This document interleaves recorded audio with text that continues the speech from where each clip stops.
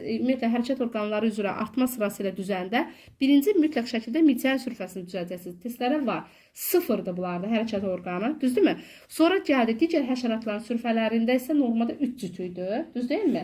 Və yaxud da qanadsız cücülərdə də var idi. Hərəkət orqanları neçə cütüydü olardı? Orada da 3 cütüydü. Yəni ancaq 6 dənə ayaq idi. Sonrakı yerdə midcələrin yekun fətləri dayanır. 4 cütüydü, düz deyilmi?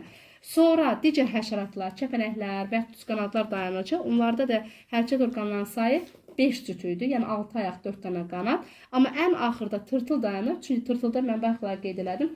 3 cüt yermə ayaqları üzərinə gəlmiş 2-5 cütdə qarıncıq yalançı ayaqlar vardır. Bax, bu istiqamətli üzrə yadınızda saxlayın. Bunlar hərəkət orqanlarının artma sırasıdır.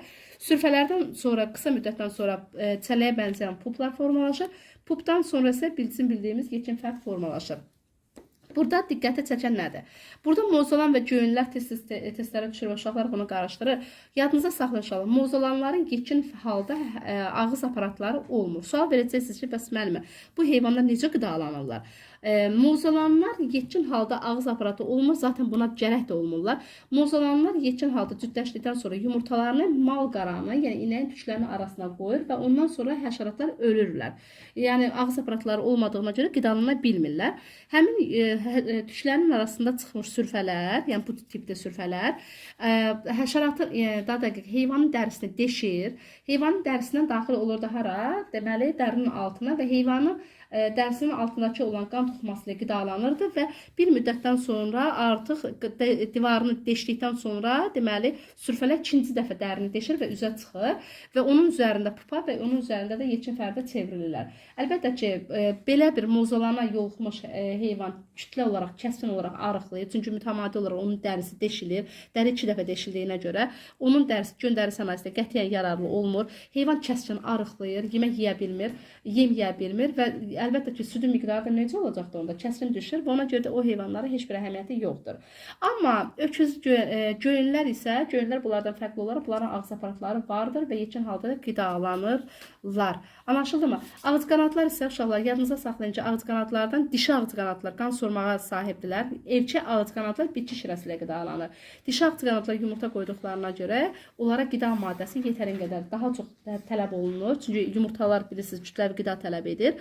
Ona görə dişi ağız qanadlar qanla, yekun ağız qanadlar, erkək ağız qanadlar isə bitki şirəsi ilə qidalanırlar. Amma mən yenə vurğuluram ki, bir dənə də olsa faydalı nümayəndələri yoxdur.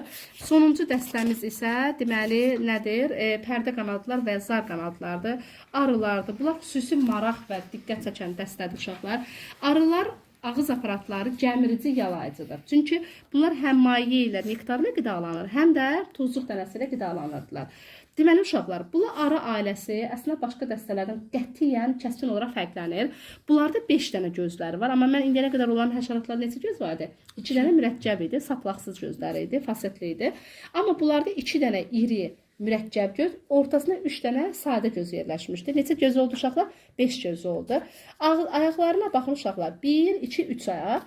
Və 3 cüt ayaqlar ölçülərinə görə fərqlənir. Arxadakı ayaq ölçüsünə görə daha böyükdür. Çünki orada nə var idi? Həm səbət vardı, həm də fırça vardı. Deməli, bir həşəratda bir cüt fırça və bir cüt də səbət olacaqdır. Aydınırmı? Qanadları isə zar formasına, pərdə formasına olduqlarına görə dəstənin adı buradan götürülmüşdür. Faydalı heyvanlardır. Hansı arılar var? Eşək arıları, bal arıları və torpaq arıları. Əslində daha çox nümayəndələri var. Eşək arıları qanadlarının xitin örtüklərini daha sərt olduqlarına görə erkən yazda çıxan arılar sayılırlar. Çünki onların qanında həm də hemolimfasında belə lipid maddə miqdarı, gliserin yüksək olduğuna görə onların qanı dona bilmir. Ona görə də ən erkən çıxan arılar məhz eşək arıları olur. Bal arıları isə bizim bildiyimiz insanlar tərəfindən almış arılardılar. Mesela Qafqaz arıları, Yapon arıları, Kanad arıları. Amma yadınıza saxlayın ki, ağzın ümumi xortumun ölçüsünün uzunluğuna görə isə ən uzun arılar Qafqaz arıları hesab olunur və işçilik qabiliyyətinə görə isə Kanad arıları və Yapon arıları daha effektiv arılar sayılırlar. Amma torpaq arıları isə belə deyək də bal yığma qabiliyyəti və digər xüsusiyyətlərinə görə bu bal arılarının kəsin olaraq fərqlənir. Onların qanadları daha zəif inkişaf etmişdir. Onlar xaşa, xəşənbil və yonca kimi bitkilərin tozlanmasına iştirak edir. Torpaq arıları torpağa yaxın bitkilərin tozlanmasına iştirak edirlər. Ona görə də xüsusi qanadların yaxşı inkişaf etməsinə ehtiyac duymurlar. Uşaqlar, arılar ümumiyyətlə xarakter xüsusiyyətlərinə görə deməli 3 yerə bölünürlər. Əslində 2 yerə bölünürlər. Dişi arılar və erkək arılar. Dişi arılar bölünür özü 2 yerə. Ana arıya, yəni kraliçaya və bir də işçi arılara diqqətlə baxın uşaqlar. Bunlar çox maraqlı dərslərdir. Ana arılar ölçüsünə görə ən iri arı olmuşdur. Yaşama müddətinə görə ən uzun müddət 4-5 ilə qədər yaşaya bilirlər. Ana arılar hər ailədə, hər pətəkdə cəmi cümlədən bir ədəd olur. İkinci ana arı çıxanda buna beçə vermə dönəmi deyirlər. Bu zamana arı ailəsinin kəskin səs yaranır. Artıq professional arıcı bilir ki, artıq yeni ana arı çıxır və bu beçə vermə dönəmində o ana arını izləyir. Yeni ana arı çıxıbsa, həmin köhnə ana arını həmin yuvadan uzaqlaşdırır, yeni pətək köçürdür ki, orada yeni koloniya yaransın. Əgər gecikərlərsə, köhnə ana arı yeni ana arını bəzən öldürür. Yəni çox vaxt öldürürlər. Yəni krallar hər bir koloniyada bir dənə kraliça ola bilər. İşçi arılar, onlar da cinsiyyətinə görə dişi arılar hesab olunurlar. Bir də bir şey deyim, hər ikisi 2 endi xromosom dəstələri uşaqlar yadınızda saxlayın, diploiddirlər. Çünki bunlar mayalanmadan yaranırlar. Yumurta və spermatozoidin birləşməsindən yaranıblar. Amma işçi arılar cinsiyyət orqanı olmayan işçi arılar, dişi arılardılar. Onların yumurta qoyanları neşterə çevrilmişdir. Sual verəcəksiniz ki, müəllimə, bəs necə olur ki, bu da 2 endi, bu da 2 endi, hər ikisi yumurta hüceyrə mayalanmasından yaranıbsa, niyə biri anaya çevrilib, biri isə işçiyə çevrilmişdir? Ana arı, yəni kraliça arı südü ilə qidalandığına görə onun bütün orqanlar tamamilə gedişir, formalaşır. Amma işçi arılarda isə arı südü yetərsizliyi olduğu təqdirdə onlara əlavə propolis, bal da verildiyinə görə orqan yetərsizliyi yaranır deyənlər nəyə çevrilir uşaqlar? İşçi arılara çevrilirlər. İşçi arıların yaşama müddəti 45 gündən artıq olmurlar. Amma koloniyada sayı minlərlə, milyonlarla olurlar. Vəzifə bölgüsü isə uşaqlar ümumiyyətlə işçi arılar arasında gedir. Arılarda vəzifə bölgüsü yadınıza saxlayın. İnstinktiv prosesdir. Arılar bölünürlər. Kəşfiyyatçı arılar, inşaatçı arılar, sonra gözətçi arılara və bir də ki, təmizçi arıları və bir də balaların qarşısına qalan mən bəzən onları dayı arılar da deyirəm.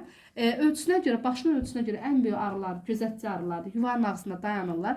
Yad arı daxil olarlarsa, onlar başlarına mütləq arı daxil olanda başından vurur, onlar iynə bir-birini tanıyıb sonra buraxırlar. Yad arını qətiyyən buraxmırlar.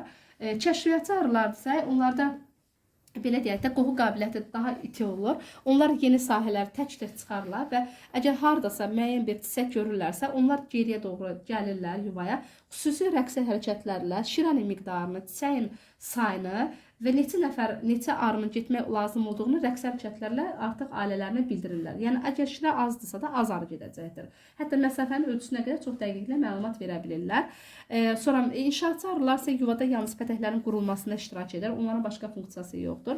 Özəlliklə deyim ki, bunların pətəkləri 6 formadadır. Çox maraqlıdır. Sual versəm ki, niyə 5, niyə 4, niyə 3 deyil? 6 pətəkli forma, 6 bucaqlı pətək forması vahid məkandan daha çox istifadə etmə imkanı verir. Yəni ki, biri var ki, tutaq ki, kvadrat metrdə məsəl üçün 1000-dən olsa, biri var ki, 1 kvadrat metrdə 6000-dən olsun. Yəni daha çox, yəni az alandan, az sahədən daha çox yuva qurmaq qabiliyyəti kimi imkanı vermiş olur.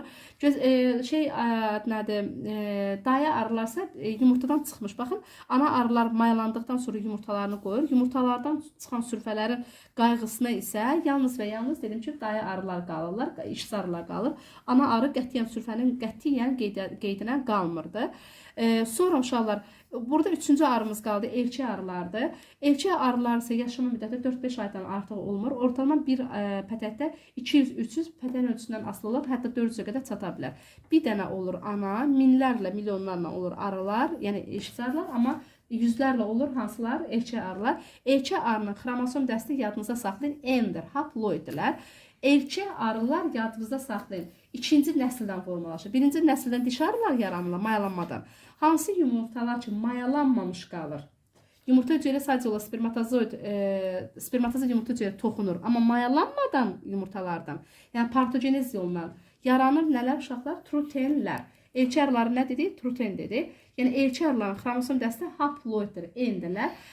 Və bunlar mayalanmamış yumurtada inkişaf etdiyinə görə yalnız haploid xromosom dəstindən qalır. Amma bəzi dərsliklərdə, yəni 11-ci sinifdə məsələn qeyd olunur ki, yuxarı, yəni yaş dövrlərdə həmin elçi arılar DNT-ləri ikiləşir və sonradan ömrünün axırına yaxın diploidləşirlər.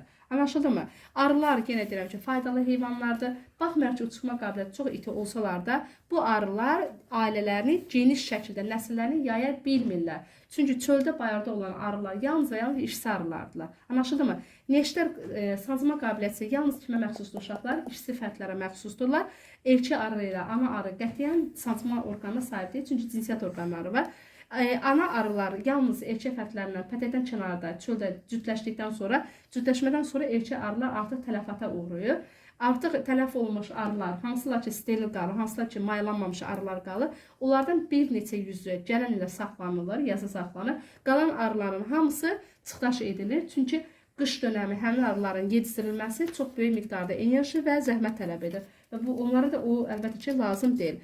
Bəs bal nədir uşaqlar? Bal kimyəvi tərkibinə görə bilirsiniz, fruktoza və qlukozdan ibarət olan, yəni ki şəkərdən ibarət olan üzü birləşmədir. Ən gec xarab olan 4 əsrə qədər qalan steril qida sayılır. Bal belə deyək də, təbii bal üzvü birləşmələrin içərisində kimyəvi dəyərinə görə çox zəngindir. Onun tərkibində vitaminlər, mineral maddələr və təbii ki, şəkərlə zəngin olduğuna görə orqanizm tərəfindən qəbul edilən ən güclü, ən təmiz steril qida hesab olunur. Deməli, arıların tozlandığı, yəni çiçəklərdə topladığı nektarları arıların mədəsində olan fermentləri xaric edirlər və fermentasiya prosesi yalnız pətəkdə baş verir. Onların üzəri çox möhkəm sıvaqla sıvanır, propolislə sıvanır və beləliklə həmin nektarın bala çevrilməsi pətəkdə baş verir. Yəni ki, o uzun sürən fermentativ proses sayəsində yaranır. Onu əlbəttə ki, sintetik üsulla təbii balın tərkibini tamamən almaq əlbəttə mümkün deyil. Və propolis nədir uşaqlar? Propolis, vəramun da deyirlər.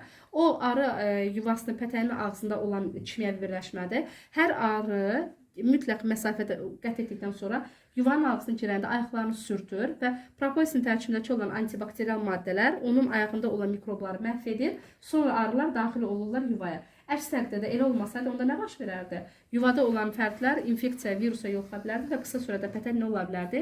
Dağıla bilərdi. Yəni arılar baxmayaraq ki, uzun müddət məsafə qət etsələr də, amma çox zərif heyvanlar. Bax, bunlar bizim bildiyimiz torpaq arılarıdırlar. Bunları həm də qarışqalarda bu dəstəyə aid uşaqları, eyni dəstənin nümayəndəsidir. Mən qarışqada bir də nə deyəcəm? Uşaqlar yadınızda saxlayın. Arıların hamısı qanada sahib olsalar da, amma qarışqalardan yalnız işsi arıların qanadları olmurdu. Bayaq dediyim xüsusiyyətlər, yuva qurma qabiliyyəti, nəsil qayğısına qalma qabiliyyəti eyni arılara, qarışqalara da məxsusdurlar. Bir də mən burada minicilər haqqında məlumat vermək istəyirəm uşaqlar. Minicilər əslində qalsa yadınızda saxlayın ki, çox faydalı heyvanlardır. Bioloji mübarizə istifadə edilirlər. Onlar bax gördüyümüz kimi tırtıla bədəninə minir və öz yumurtalarını tırtılın bədənindən xaric edir. Yumurtadan həmin minicinin sürfələri çıxırdı və tırtıl nə olurdu? Məhv olurdu. Növə qarşı qoyulan mübarizə nə dedik? Bioloji mübarizə dedik. Ona görə də bioloji mübarizədə məhz miniclərdən geniş istifadə edilir. Anlaşıldı mı? Siz yadınızda mən demişdim, qambuziya balıqları var idi, malyar ağzı qanadından qarşı tətbiq olunurdu. Bax, o da bioloji mübarizə hesab edilirlər. Və salam.